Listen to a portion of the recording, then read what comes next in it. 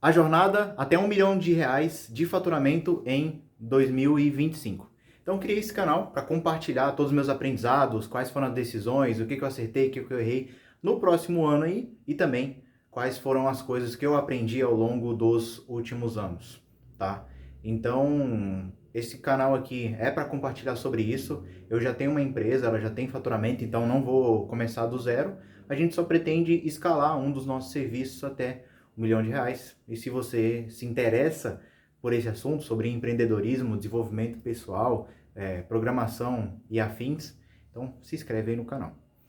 Para começar, nesse primeiro vídeo, quais são os pontos que eu gostaria de comentar que vão ser abordados no ano de 2025?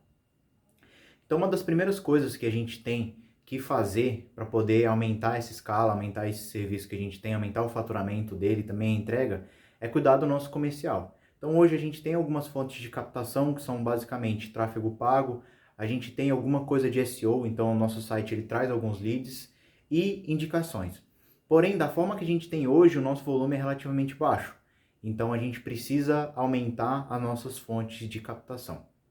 Uma das formas de aumentar vai ser nas redes sociais. Então a gente trabalhava muito pouco as redes sociais no último ano, para não dizer que a gente não trabalhava nada, tá? E é um grande desperdício a gente não fazer isso. Então não vou usar esse canal aqui para vender sobre serviço, aqui é mais para acompanhar a jornada, tanto que nem vou falar o nome da empresa. Quem sabe uma hora eu falo aí para vocês. Então o primeiro ponto é esse, a gente aumentar a nossa fonte de captação. E quais são as medidas que a gente está fazendo para chegar até lá?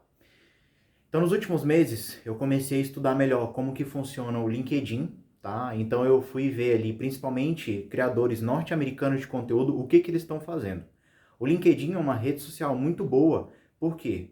Para o nosso serviço que é B2B, então de empresas para empresas, a gente consegue se conectar mais facilmente com os líderes ali das empresas, né? Então, a gente consegue se conectar com diretores de marketing, com os próprios donos da empresa, às vezes com o analista de marketing que tem um contato com o diretor de marketing. E quando a gente manda conexão para essas pessoas, obrigatoriamente o LinkedIn ele vai começar a entregar as minhas coisas para ela também. Então a gente começou a analisar melhor como funcionaria o LinkedIn para esse ponto, tá? Muito parecido com como funcionava o Facebook antigamente. Diferente do Instagram, que, por exemplo, você segue a pessoa e se ela não seguir de volta, ela nunca vai saber que você existe. No LinkedIn você consegue gerar mais essa conexão.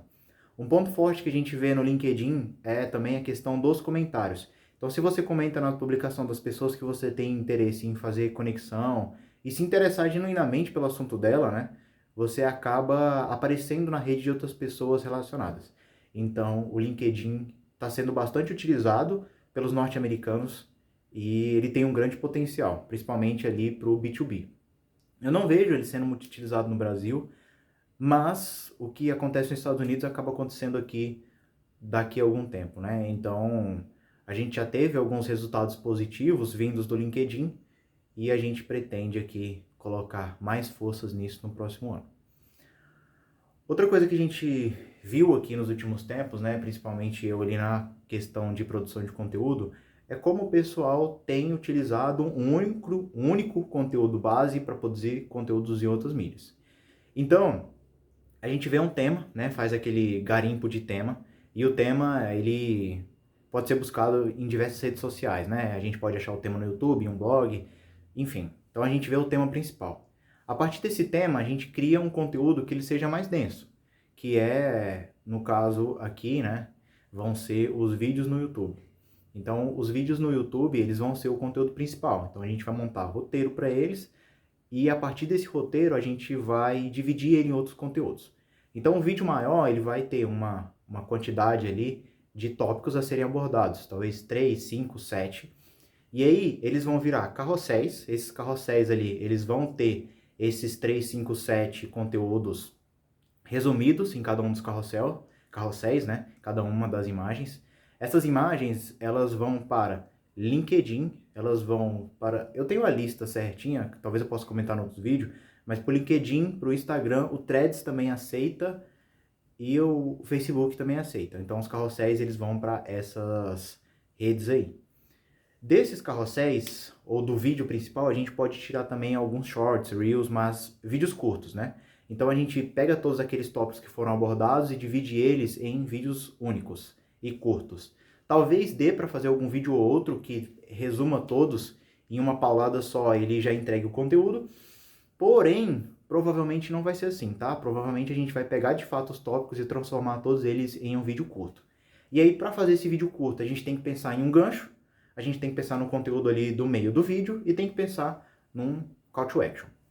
Então, transformar os conteúdos maiores em carrosséis e esses conteúdos maiores também virarem shorts ali para as redes sociais. No caso, shorts, eles podem ser colocados no Instagram, no YouTube, no TikTok. Eu acho que dá para colocar no Facebook e no Threads também, mas a gente vai colocar lá porque a gente vai usar uma plataforma para centralizar tudo isso e lá dá para publicar também nessas outras redes, não porque a gente vai focar nelas, tá?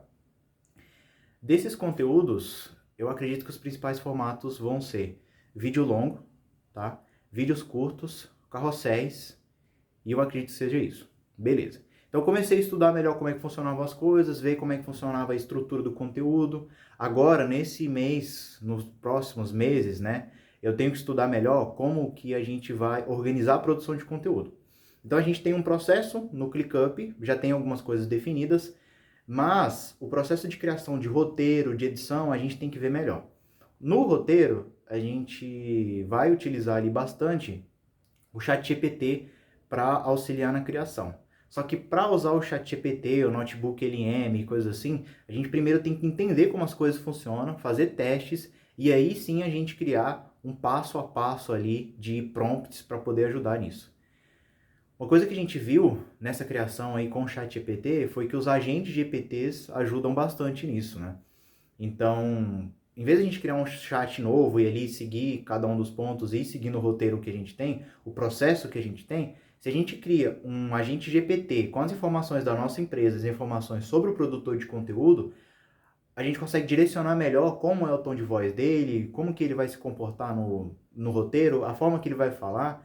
Porque o ChatGPT, se você joga um prompt muito grande para ele, só pede, ele vai gerar uns termos superlativos, vai colocar impactante, tal coisa impactante, e que a gente é de excelência e demais, profissionais ultramente qualificados. Isso já está muito manjado que é cara de ChatGPT. Então a gente precisa tomar cuidado, e o ChatGPT ele serve para auxiliar, e não de fato para produzir 100% do conteúdo, né? Então é para adiantar o processo.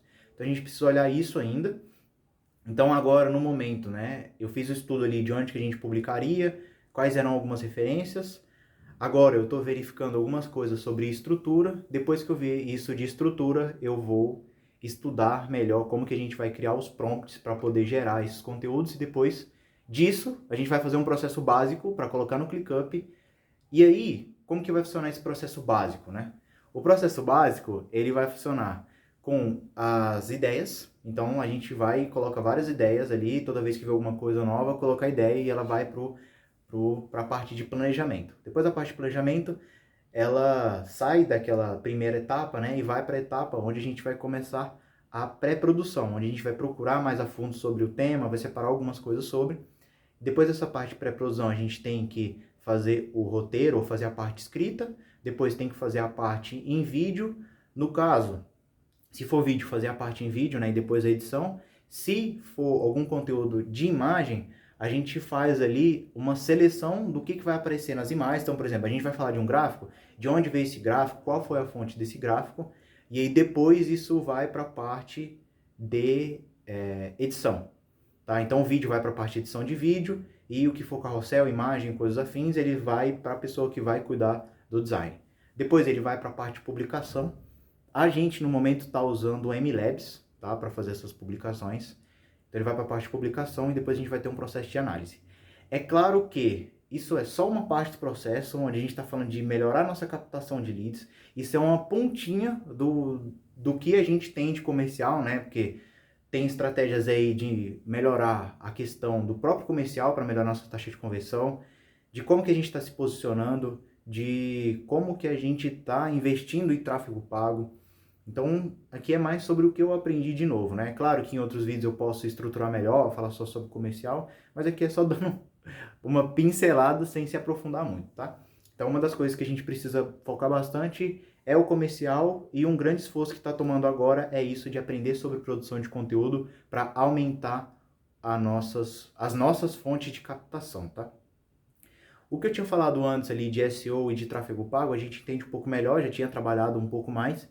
Então, o que a gente vai fazer é verificar como é que estão sendo feitas as coisas, melhorar esse processo e colocar mais dinheiro, tá? Beleza. Outra coisa que a gente precisa melhorar para isso, para que dê certo, né, o faturamento ali de 1 milhão, que não é o lucro de 1 milhão, então o faturamento de 1 milhão no ano, é a nossa produtividade como equipe, né? Então, no último mês eu revisei todo o nosso processo. Então, o processo ele já passou por 3 versões ao longo de 2 anos, então ele já passou por 3 versões. E aí eu revisei ele pensando em pessoas diferentes em cada etapa do processo. Então tem a etapa 1 que uma pessoa executa, tem a etapa 2 que outra pessoa executa, e tem um gerente de projetos que cuida de organizar todas as etapas, ver como é que estão sendo organizadas as coisas e afins, tá? Então, organizar o processo, tá? E as pessoas que já trabalham com a gente se acostumarem a seguir melhor o processo. Então, esse foi um dos pontos que eu olhei nos últimos meses. Para os próximos meses, a gente está olhando para processos seletivos, contratação de novas pessoas, aumentar nossa base de freelancers, porque quando a gente aumenta muito a demanda, a gente já tem que ter freelancers pré-selecionados que entreguem com a qualidade que a gente deseja, tá? Para que projetos não atrasem. Então, nos próximos meses, a gente tem que olhar bastante aí com cuidado para a parte de recursos humanos, treinamento, enfim, vão ter outros momentos para eu poder detalhar isso melhor.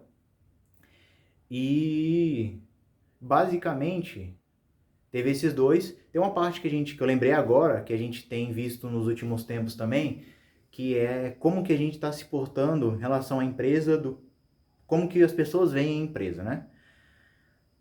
Antes, a gente se posicionava ali muito como um estilinho freelancer. Então, a pessoa entrava, falava muito comigo, falava muito com o meu sócio, mas a gente não consegue crescer muito porque as coisas ficam muito dependentes da gente. Então, a gente está tirando um pouco a nossa imagem do serviço, de olha, a gente é especialista, a gente entrega, e colocando mais na marca empresa, né?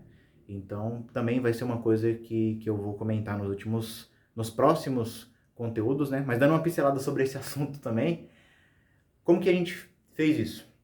Basicamente, pegamos pessoas ali referentes no nicho, empresas referentes no nosso nicho, e visitamos o site deles ali para verificar quais serviços eles ofereciam, como eles ofereciam isso e como eles explicavam o serviço.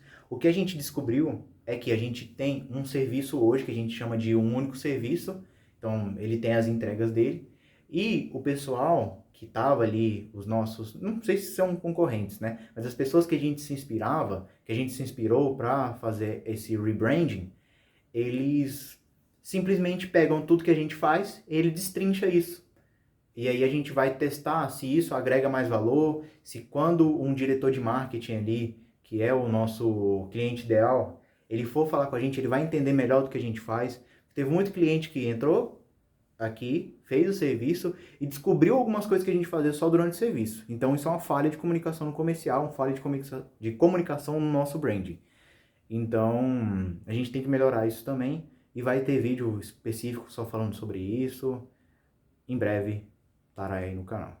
Então, por enquanto é isso. Se você se interessou pelo assunto ou sobre alguma das coisas que eu falei, se você quer saber sobre outra coisa, deixe aí nos comentários, compartilhe com quem você acha que vai ser útil também e bora pra cima. Valeu!